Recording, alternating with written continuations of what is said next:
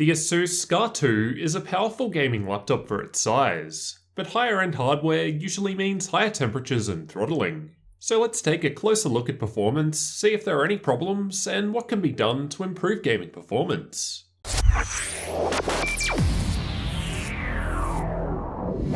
In my configuration here, I've got the Intel i7-8750H CPU with NVIDIA 1070 graphics. And that's the full 1070, no max-Q here. So we've got a pretty well-spec'd gaming laptop. Thermal testing was completed with an ambient room temperature of 21 degrees Celsius, so expect warmer temperatures in a warmer environment. Also keep in mind there's a heat pipe shared between processor and graphics, so a change in one component may affect the other. Starting at the bottom of the graph, at idle the temperatures are a little warm, shown by the light blue bars, even though the fans are still somewhat audible, as you'll hear soon. Moving up to the green bar, I was testing gaming by playing Watch Dogs 2, as it uses a good combination of CPU and GPU, and this gave us the highest temperatures while gaming. The yellow bar had the fans maxed out by enabling ASUS's Overboost mode, which raises the TDP of the CPU from 35 watts to 45 watts. So there's no temperature change here on the CPU, as it's being sent more power, although the graphics drop by 6 degrees from the faster fans. With the fans back at stock speeds in the balanced profile, but with a minus 0.090 volt CPU undervolt applied, shown next in orange, both CPU and GPU are only 1 degree cooler than without undervolting, though we'll see how this affected performance in the next graph.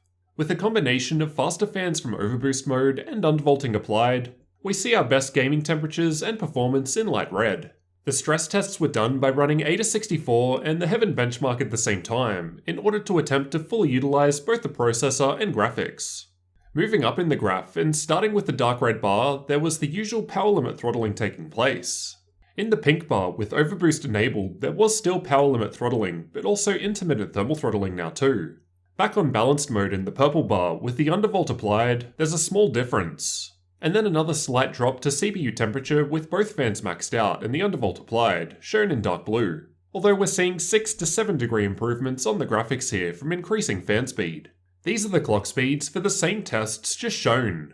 Again, starting down the bottom in green while gaming, we can see a fairly nice improvement to CPU clock speed by enabling Overboost mode, as the CPU TDP rises from its 35 watt cap to 45 watts.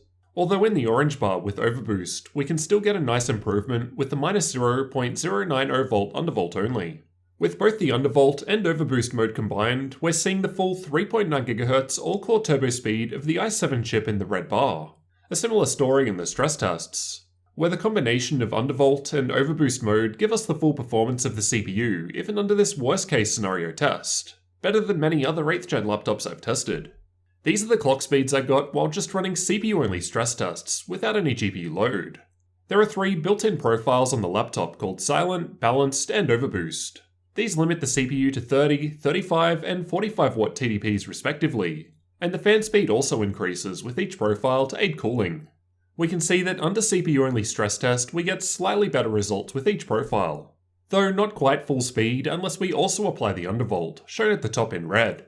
To demonstrate how this translates into performance, I've got some Cinebench CPU benchmarks here, with the older 7th gen 7700HQ just here for comparison. Even without the undervolt applied, the 8750H score with Overboost mode is a little ahead of many other similarly spec'd laptops I've tested, with full performance achieved with our undervolt, so a good result. Here are the GPU-only clock speeds while under a graphical-only stress test, both at stock and with a 200 MHz GPU core overclock applied. Although on average in this test, we're only seeing a 100 MHz boost due to power limitations on the graphics. I wasn't able to modify this with MSI's Afterburner. So how does this performance boost actually translate into games? In the games tested, the exact same Windows updates, game updates, and NVIDIA drivers were installed, so there shouldn't be any changes other than these CPU undervolting and graphics overclocking changes.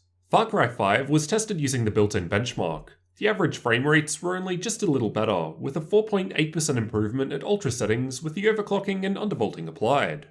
Fortnite also saw the same 4.8% improvement at max settings to the average frame rates, although this varies between setting levels. However, apart from low settings, the trend appeared positive.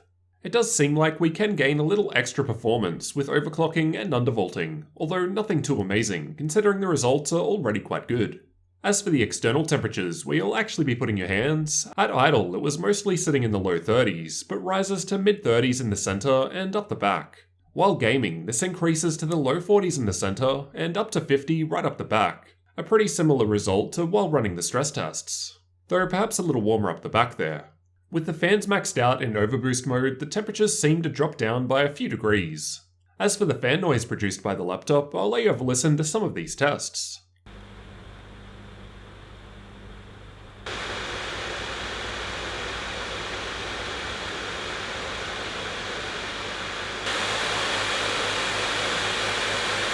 At idle, it was a little louder than most laptops, with the fans still quite audible, despite the somewhat warmer idle temperatures shown earlier. While gaming and under stress tests, the results were about the same, and not too different from most other gaming laptops I've tested, but then with overboost mode enabled, the fans do get quite loud. Overall, the performance was pretty good for an 8th gen i7 8750H laptop. Almost all laptops I've tested with this CPU have power limit throttling, and while that was still the case here, it was less of an issue compared to many others, and could be fully eliminated even under stress test with a combination of overboost mode and extra undervolting applied. These differences in performance shown aren't hard and fast rules. There are different factors which will vary results, primarily the temperature you're running in, application of thermal paste, and even the specific hardware, which comes down to the silicon lottery. You may not be able to undervolt or overclock your hardware the same as me. It depends on the chip and its specific power requirements. So don't just blindly copy my settings and do some testing to find out where your stable point is for best results. For example, I can usually get a -0.150 volt undervolt on the 8750H CPU, but in this unit only 0.090 volt was possible. While you could probably improve the temperatures by swapping out the thermal paste, that's not something I can test in a review unit. If I go ahead and remove the stock thermal paste and replace my own, I can't put the old paste back. So the next reviewer would experience something different from what you'd actually see with the product, and unknowingly report incorrect information due to what I've done.